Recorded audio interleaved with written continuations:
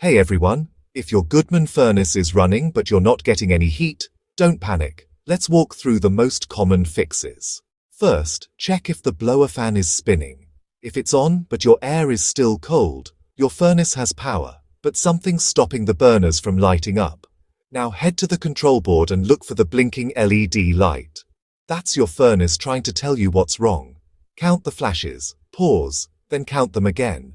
If you see 6 flashes, that means you've got a flame rollout switch fault. The flame rollout switch is a safety feature. It shuts the furnace down if flames escape where they shouldn't. Most Goodman furnaces have 2, one at the top and one at the bottom of the burner area. Before you touch anything, turn off the power to the furnace. Seriously, safety first. Then, gently press the reset button on both rollout switches.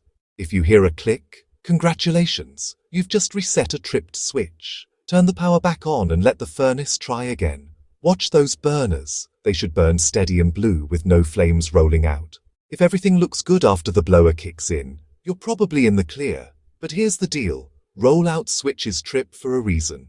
If you keep resetting and the problem keeps coming back, something bigger is wrong, like a blocked vent, dirty burners, or even a cracked heat exchanger. If you ever smell gas, leave your house and call the pros. And if things still aren't working, it's time to bring in a technician.